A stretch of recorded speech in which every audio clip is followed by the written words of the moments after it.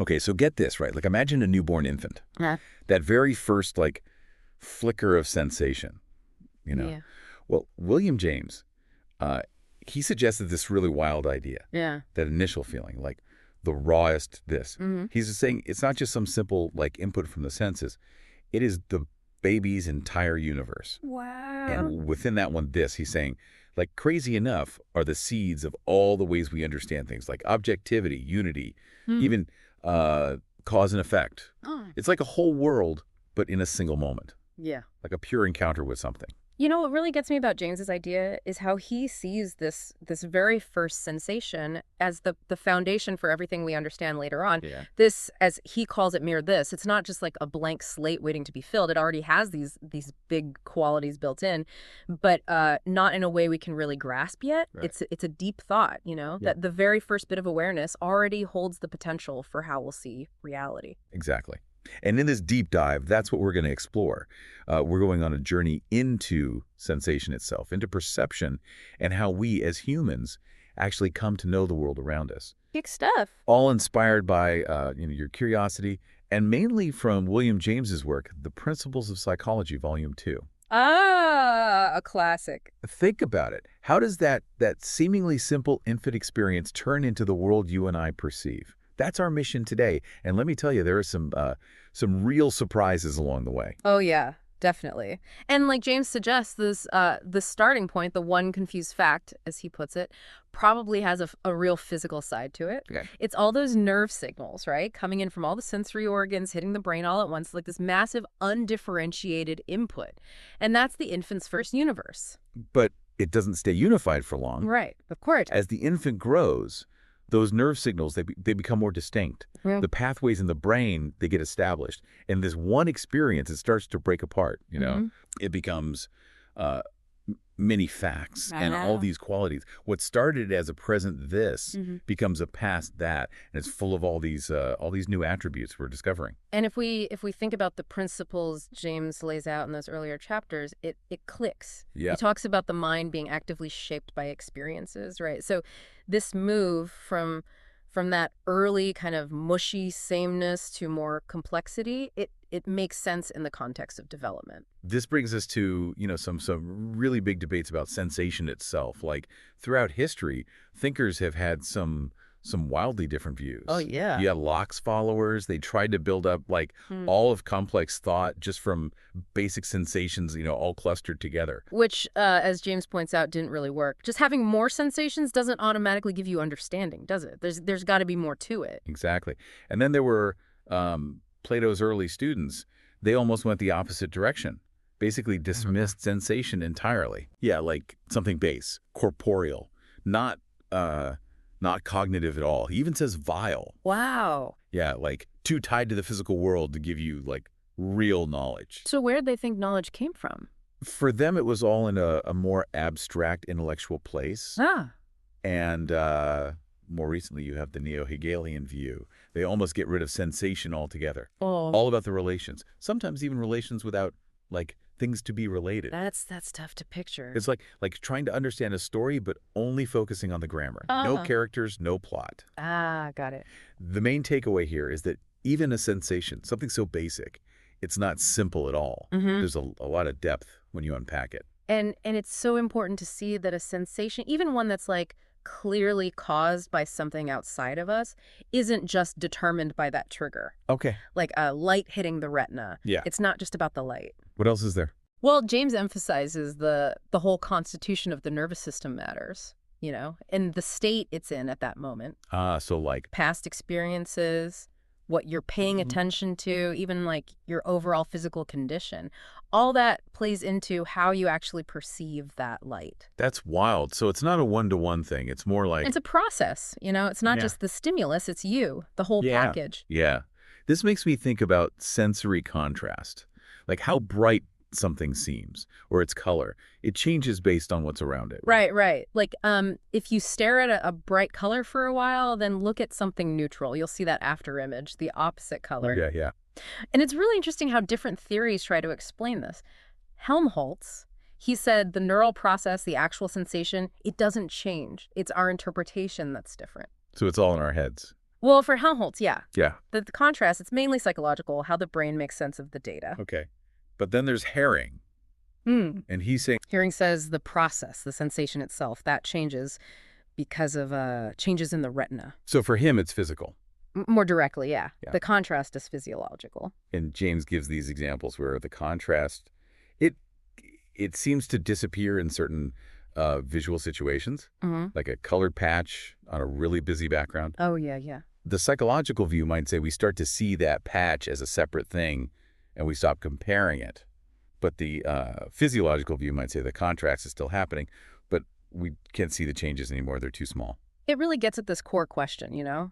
Does perception come from our physical makeup or from how our minds interpret things? It shows that what we perceive isn't just a recording of the world, but it's our system actively working on it, interpreting, even maybe changing the signals. Absolutely. It's you in the world, not just you observing the world. So let's talk about knowing, like knowing something versus just being aware of it. James uses a cool example, seeing a place for the first time. You see this new place, even if you've touched and felt your own body a lot. But just seeing it, you don't automatically know how that thing you see relates to, say, your hand. Right. That connection comes later. Through experience, yeah. Exactly. When a baby tries to grab the moon, it's not that they don't see distance. It's that they haven't learned what that visual cue means for reaching. They don't know how much effort it takes to actually get there. And there's that example of a patient who could see again after having cataracts. They'd reach for things far away like they were right there. Right, because their brain hadn't connected the new visual input with their sense of touch. And there's this quote from Professor Janet that James uses. It's perfect. What's it say? To be touched means for him to receive an impression without first making a movement. So because their eye is now getting this impression from far away, it's like They can only think of it as touching them. powerful stuff.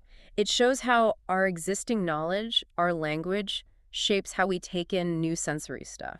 It really highlights the role of learning. Yeah. We're not passive receivers. We're always trying to fit new sensations into what we already know. We're constantly building the world as we perceive it through experience.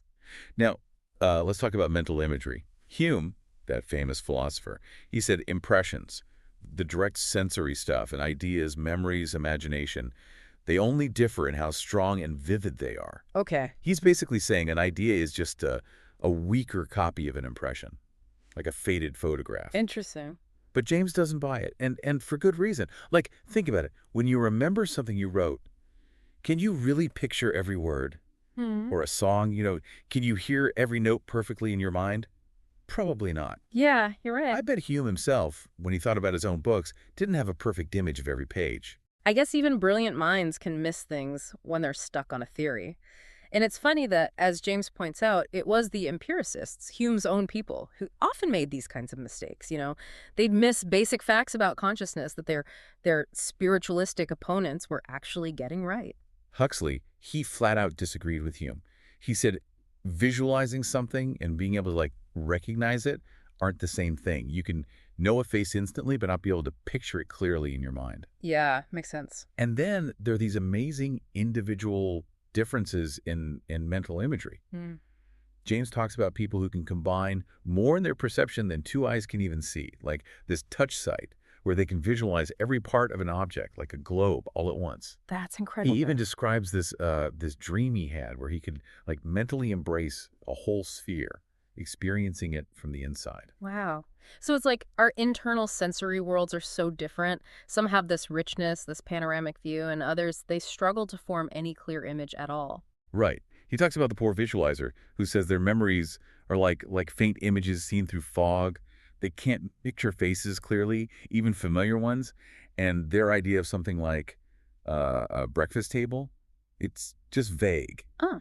They might know intellectually there are 10 chairs, but they can't actually see them in their mind. Really highlights how much mental imagery varies. It's not a one-size-fits-all thing. Not at all. And it's not just visual imagery either. Think about how other senses can fill in when one is missing. James talks about people who are completely blind but can still read by tracing the letters with their fingers. Oh, wow. It's the motor image at work. The feeling of those movements, somehow it gives them the understanding of the words. Charcot, he said it was like they were reading by writing. So it's like our senses and our actions are linked so deeply, the brain can use one to make up for the other. It shows that our understanding isn't tied to one sense only. Right. We can access it in different ways, using these connections between different kinds of experiences. This brings us to the connection between how we move our mouths when we speak and our verbal thoughts. Stricker, he noticed these tiny movements of the larynx, tongue, lips. He called it the twitter of the organs. Oh, me? Yeah. And these movements, they happen even when we're just remembering words, not speaking out loud. Interesting. So he suggested that these tiny unconscious movements, they might be the material of our verbal thought itself. The physical action of speaking, but internalized. Right. And he did this experiment where keeping the mouth open made it harder to imagine lip sounds like B or P. Wow. Like physically blocking the movement also blocked the mental image. Makes sense. Now, Stricker himself, he said he didn't have any auditory image, like a sound in his head, when he thought verbally. But James says we shouldn't generalize from one person. Yeah, of course. It's probably different for everyone. Some might use more auditory imagery, some more of the physical feeling, even visual imagery maybe. This is fascinating because it makes you wonder, what is our inner speech really like? You know? Is it sound-based? Is it feeling-based? It's so subjective. Absolutely. Now think about this. The same sensory input can be perceived as different things depending on how we think about it. Okay. Like imagine musicians pretending to play, but not actually touching their instruments. Right. People listening often say they hear faint sounds, even though there's no actual sound. That's wild. It's like our minds are filling in what we expect to be there. Exactly. And it's not just sound. A patient before surgery might report feeling the surgeon's knife before it touches them. Yeah, that anticipation. And visually, there are tons of examples where the same thing can be seen in totally different ways, like those illusions where it's a vase but also two faces. Ah, yeah, those are classic. So this implies that maybe the difference between what we imagine and what we feel isn't so clear-cut. The brain processes might be more intertwined. Yeah, so it's not like imagination is over here and sensation is over there, totally separate. Right. And while it's probably not our actual senses being involved when we imagine, maybe the cortex can influence them somehow. It's like the brain is always interpreting and shaping what it gets, and what's real versus imagined isn't so simple. And this active role of the mind, it gets even clearer with illusions of movement. Like when our eyes move accidentally, it can feel like things are moving when they're not. Oh, yeah. The basic sensation of movement, that's just an image moving on the retina. But at first, we don't know if it's the object or our eyes that are moving. Right. We learn that through some simple rules, basically. If we feel movement on the retina but don't feel our eyes moving, then we think the object is moving. And if we feel our eyes moving but no retinal movement, then we see the object as still. Exactly. And we also perceive things as still if we feel both retinal movement and eye movement, or if we feel neither. So our brain is deciding what's moving based on this relationship between the visual input and our own eye movements. And it's not always conscious either, which can lead to some funny mix-ups. Like what? If you stare at something that's continuously moving, like a waterfall, your eyes will naturally follow it. And even after it stops, your eyes might keep doing these tiny back and forth movements. But you're not aware of them. So when you look at something still, it can feel like it's moving in the opposite direction. Because your brain thinks, oh, retinal movement, but my eyes aren't moving to follow it, so that thing must be moving. Exactly. It's trying to make sense of the data even when it's messed up by our own body. Our brains are always working overtime. Yeah. And the position of our eyes also affects how near or far things seem, especially with both eyes, right? Binocular vision. When we focus on something close up and then cover one eye, that eye will drift outwards a bit. And when you uncover it, it has to move back into focus. This little change can make it seem like things get nearer when you use both eyes again, and farther when you go back to one eye. That's so weird. Yeah, and James even points out that for people with weak eye muscles, the illusion might be reversed.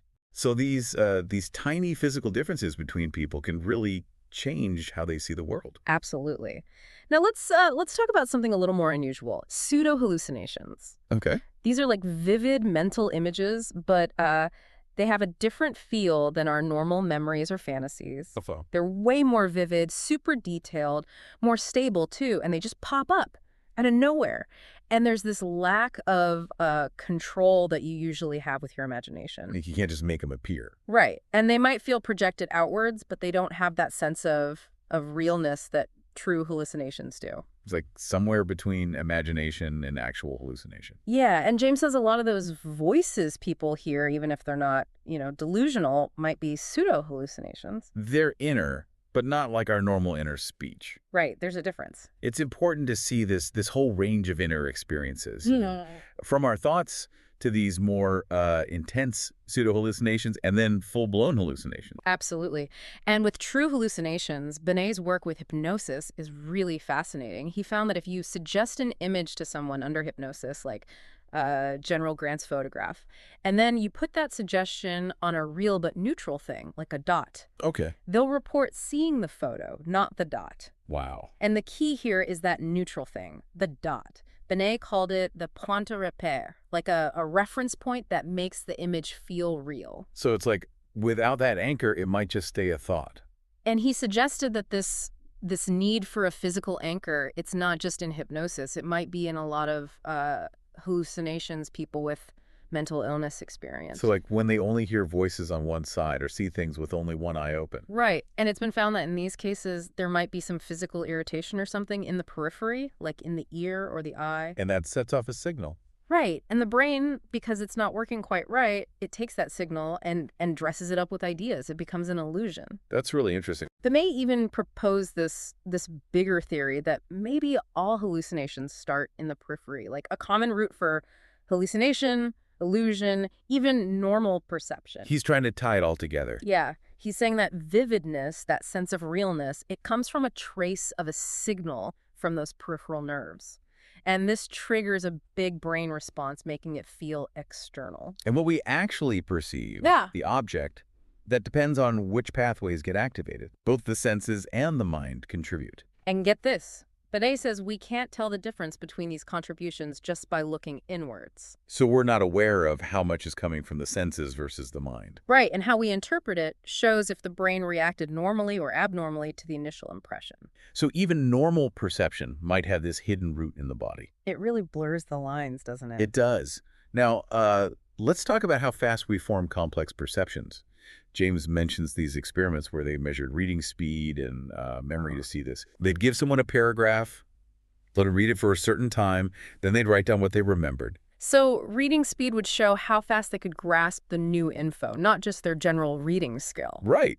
And what's surprising is that some super accomplished people, scientists and writers, they were actually slow readers in these tests. Huh. So it's not just about how fast you take in information, but what you do with it. Exactly. It challenges the idea that faster equals smarter. Some people might take longer, but they get a deeper understanding. It makes you think about all this emphasis on speed reading, Like maybe we're missing out on the value of slowing down and really absorbing things. Maybe we are. It's about balance, right? Speed and depth. Absolutely. All right, let's move into something very, very spatial. Our sense of space itself. Okay. James starts with this idea of a feeling of crude extensity. He says it's in a lot of our senses. Hearing, touch, sight, even pain. Okay. Think about thunder, right? Feels much bigger, more spread out than a pencil squeak. Or a warm bath versus a pinprick. Even pain can feel more or less big, depending on where it is. And then there's dizziness and that feeling of motion, all very spatial. And what about muscle sense? Like, does that play a role? That was debated back then, but it feels like using big muscles, like in your leg, feels more spatially big than, say, a tiny muscle in your face. Oh, that makes sense. But James points out there's not always a clear connection between how big a feeling seems and the size of the organ involved. Like our eyes and ears are small, but we see and hear huge things. Exactly. And even within one organ, like the eye, something at the edge of your vision seems smaller than if you look right at it. Ah, right. And if you touch two spots on your skin that are the same distance apart, they can feel farther apart in some areas, like lines on your face seem to spread out near your mouth. Exactly. Our sense of space isn't just a map of the physical world onto our senses. There's more to it. Lots more. And then there's Wundt. He came up with this idea of local signs. He's saying each spot on your skin, even your organs, it has a unique feeling that comes from its location. And this feeling is different from knowing where it is. So it's like A quality of the sensation itself. Exactly. Like if you press on your cheek and then your palm, same pressure, it feels different. Yeah, I get that. And if you pay attention, even close points on your skin feel a little different. As you move your finger, the feeling changes smoothly, even if the touch is the same. It's like a gradient of feeling. And even matching points on opposite sides of your body, they don't feel identical. It's not just that we know they're different places, the feeling itself is different. That's wild. So for Wundt, each point has this local sign, this unique quality that helps tell us where it is. Okay, but how does one spot on the skin actually suggest its location? Well, James says it's usually not by remembering a line or path, unless we've traced it a lot before. Like on your back, you might just feel a general area, not a precise spot. But on our hands and lips and tongue, it's different, right? Yeah, we have this instinct to move to a more sensitive spot. Like your hand goes over an object so your fingertips can feel it. Right. Or your foot, if something touches your sole, you move it so your toes can investigate. So we create these lines of habitual passage and we remember them. So moving around and exploring is actually building our sense of space. Totally. But even with all this direction info from joints, skin, eyes, James says it doesn't mean these feelings are automatically comparable, you know? Like, we might not instantly see them as all belonging to the same space. Right. Our inner ear gives us direction too, but is that directly comparable to what we see or touch? It's not a given. The brain has to put it all together. It's doing so much work behind the scenes. Hmm. And how do we extend this direction feeling like beyond our skin into the world? Jones says it needs to become an object for another sense, mainly sight. For blind folks, it's touch and movement. Their hand creates a sphere of space around them. And as they move, that space expands. It gets its spatial meaning from the inner ear and from touching fixed objects. Right. And James asks, would that kind of space knowledge feel smooth or more jointed, built up from bits? Interesting question. It's different from how someone with sight might imagine a large space. They might see it as parts or even shrink it down mentally like a map. Now, Helmholtz, he had this radical view of space. He said only qualities like color are truly sensations. Meaning they're directly given by the senses. But things like distance, size, shape, direction, they're not sensed directly, they're learned. He's saying they come from our habits and experience in the world. Wow. So we're not born with a sense of space, we build it. He even says there's no one eye movement or muscle thing that's inherently linked to a specific space perception. So it's all in the mind. He thinks so. Our interactions with the world are what shape how we see space. Huh. This makes me think about how we judge if something is one object or two, and how that connects to seeing its direction. Oh, yeah. Jane says these judgments are, like, linked. Seeing things in the same direction implies they're coming from the same origin point. Like somewhere between our eyes. Right, which is the idea behind the cyclopean eye and Herring's theory of identical retinal points. And if the images fall on different points on our retinas, we should see double. Yeah, that's double vision. Like, when your eyes are focused, close up, but there's something far away. This is all so intricate. Our eyes and brain working together to figure out where things are in space. Amazing system, isn't it? Now, there's this idea that illusions disappear when we understand them, right? Right. But James says, not so fast. Ah, Think about those flashes of light you see when you press your eye, or after images, or reflections in a mirror. okay, yeah. We know they're not real objects, but they still seem to be somewhere specific in space. We can't just will them away even though we understand them. If we could, our whole perception would be messed up. Right. It shows that our senses, they have their own kind of reality, even when our mind knows better. So it's not all under conscious control. And James, he then goes on to categorize some of the weird illusions that are left over, like after images that get distorted on slanted surfaces, and those illusions where depth is reversed, pseudoscopic ones. Okay. So with the after images, there's this research by Volkmann.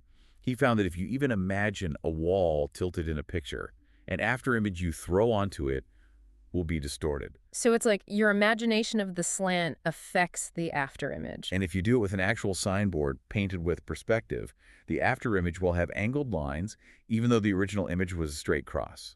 Huh. It's like perspective in reverse. It shows how our brain wants to make sense of things spatially, even when it's just an after image. Trying to fit it into the 3D world. And then there are these cases where the same retinal image can make us see different things. Mm-hmm. After images, masks, diagrams. It means the image itself doesn't have a fixed meaning. It's all about how we interpret it. If form and length were just retinal, then a rectangle shouldn't look different depending on the context. Yeah. And lines shouldn't seem to change length. And if 3D relief was just optical, it shouldn't flip back and forth when the image stays the same. This is a big problem for anyone who says there's no such thing as a sensation of space. Exactly. It means our perception of these things is much more than just the image on the eye. Now, there's this idea of complementary reproduction in perception. This is where a partial image can trigger a whole bunch of sensations because of how our nervous system works. We see more than what's actually there. Right. Like a few dots and lines can make us see a face. We fill in the missing parts based on what we know faces look like. And James says these filled-in parts, they're sensations too, as long as we're experiencing them. But they might not always be there, and we can sometimes get rid of them if we look closely. Like our depth perception with one eye, that's mostly this filling in based on experience. Right. And these habits of seeing things in space, they can be so strong that they even override our knowledge. Yeah. Like different objects can create the same image, and small things, even what we want to see, can change how we perceive it. It's amazing how active our perception is. Totally. Now, James, he really goes after this idea of the mind creating space. He calls it a mythological view. Like the Kantian idea. Right. He says he has no experience of this mental factory making space. He's saying space is more fundamental than that. Exactly. He argues against this two-stage model where first we have non-spatial sensations, then the mind makes them spatial. He thinks we experience space directly. Right. For him, the form of something is felt just as immediately as its color. He does say our higher mind plays a role, like comparing and measuring space. But he sees that as working with existing spatial sensations, not creating them from scratch. Right. He says space perception uses all sorts of different feelings, and this proves there's no one optical sensation that has, like, inherent spatial form. It's the combination that matters. Exactly. And he points out how movement messes with our measurements of the visual field, which argues against the idea that just light itself feels spatial. And he says it's not just movement.